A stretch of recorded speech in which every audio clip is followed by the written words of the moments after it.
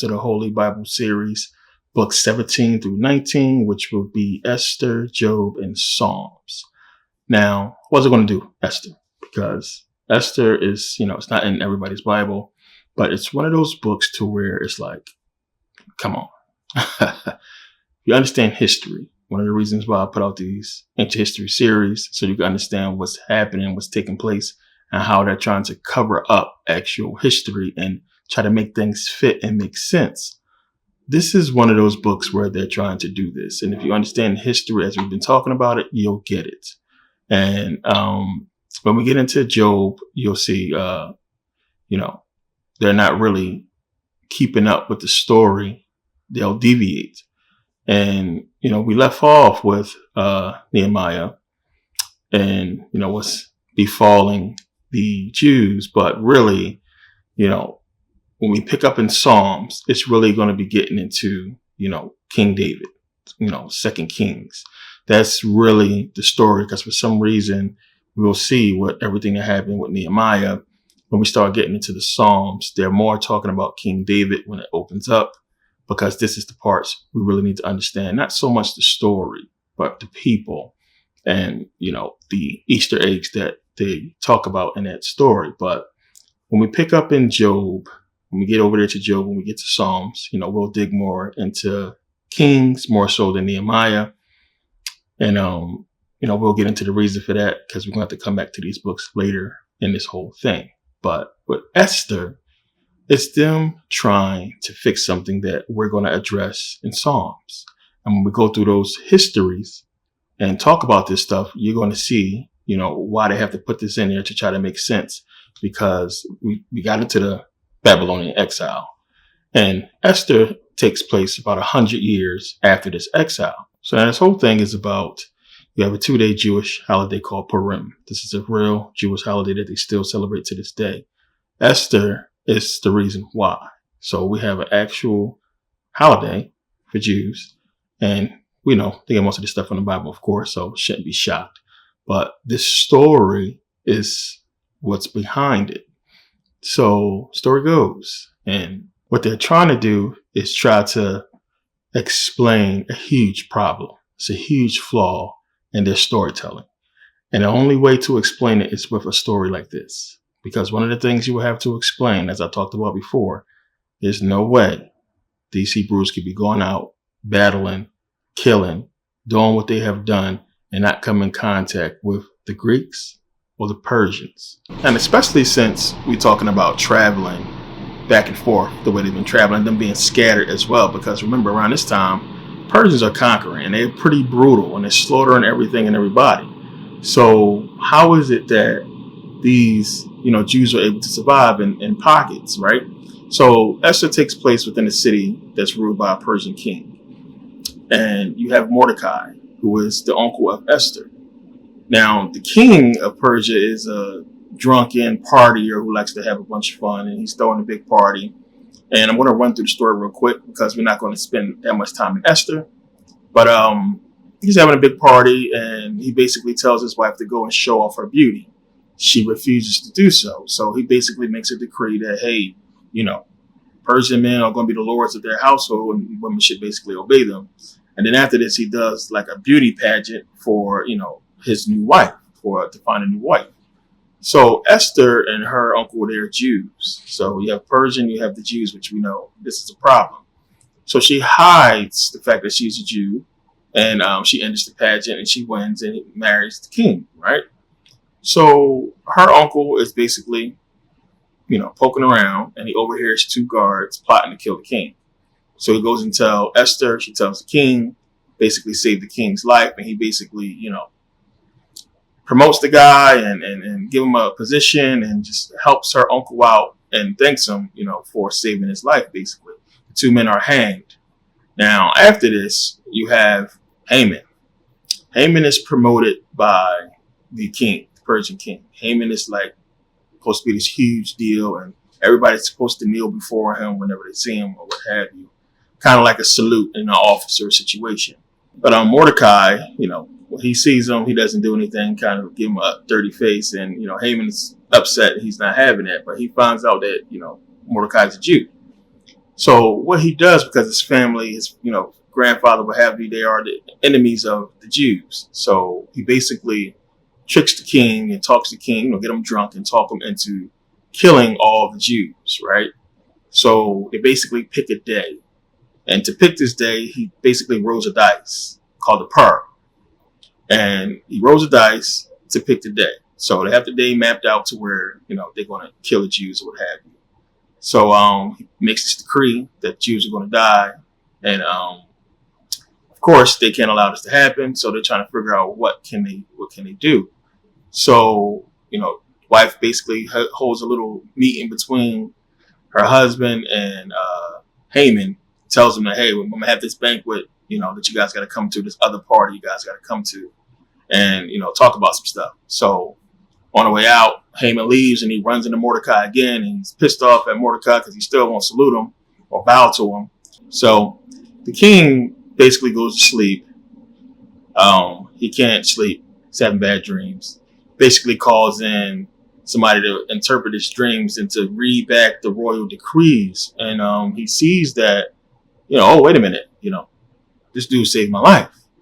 I can't, kill the Jews because one, I'm alive because of one. So Mordecai basically comes in to see the king later and say, hey, we got to kill these Jews. We got to kill Mordecai. He got to go. And the king says, nope, we're not going to kill Mordecai. In fact, we're going to praise him. And you're going to go around and tell everybody of the good deed that he did saving the king's life. So he's got to parade Mordecai on a horse around through the town and praise him to the people that, hey, this dude saved the king. So they do have this banquet, the second banquet that Esther invites them back to.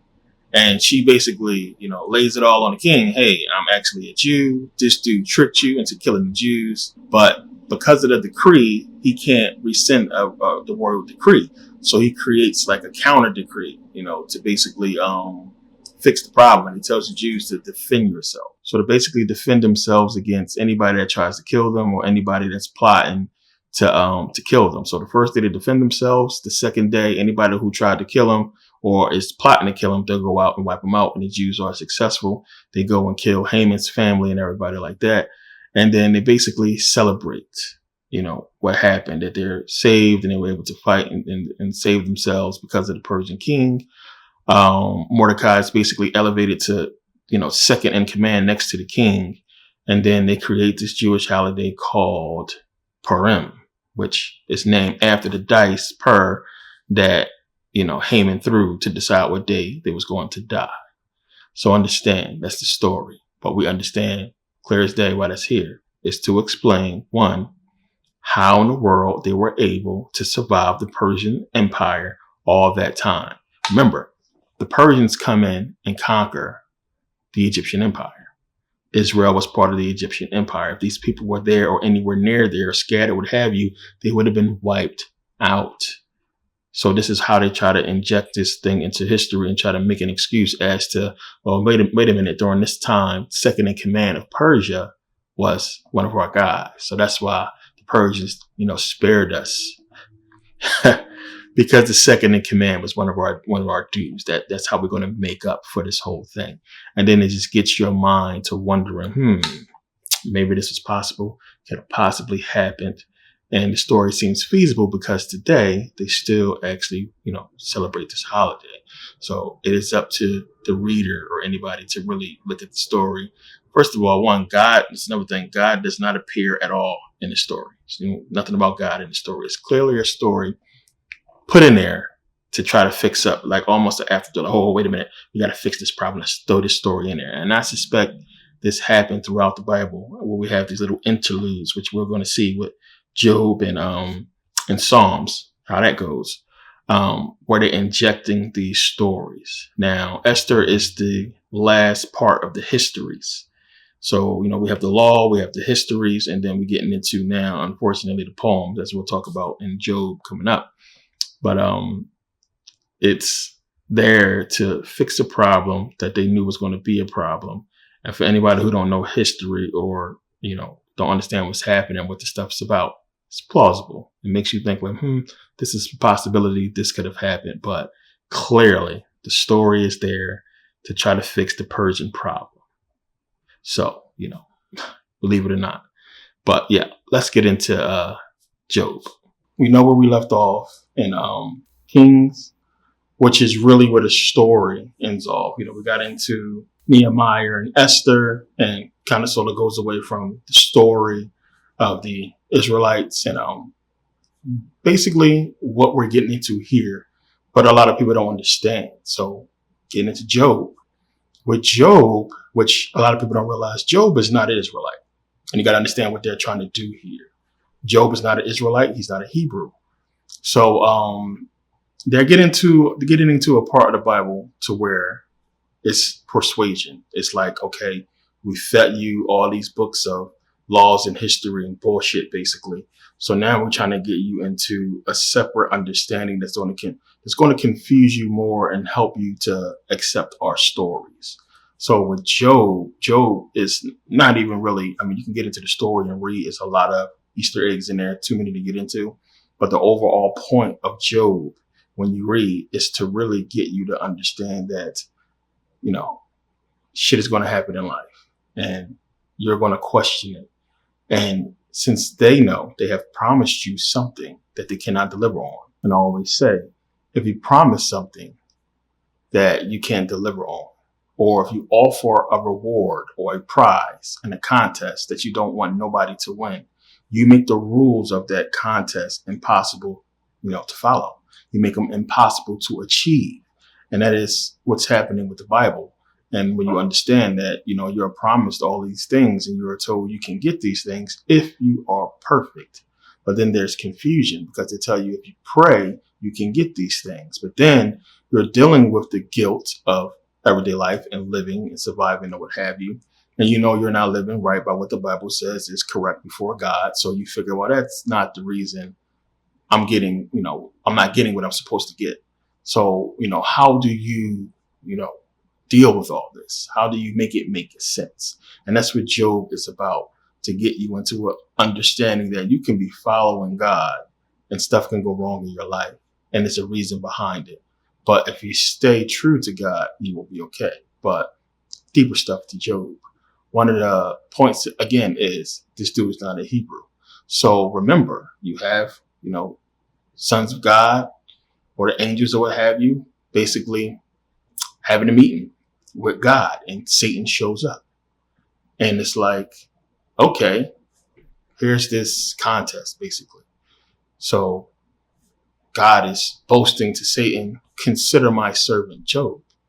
Now understand what's happening here. Again, this is not a Hebrew. So what are they trying to say to you? That you don't have to be a Hebrew. You don't have to be one of God's chosen people to have favor with God. You just have to be a person that is following God. So that completely confuses everybody when you start to look at the story this way, because it's like the Hebrews are the chosen one. What is so important about Job that Job, when you read Job, he understands about prayer. He understands about God. This guy is not a Hebrew. So how is it that Job has decided that he understands the God of Israel and praying to the God of Israel and doing everything correctly, and is getting blessed by God, but he's not a Hebrew? But the Hebrews are going out and killing all these people who are not Hebrews, who are not following or worshiping God, but they're also not Hebrews.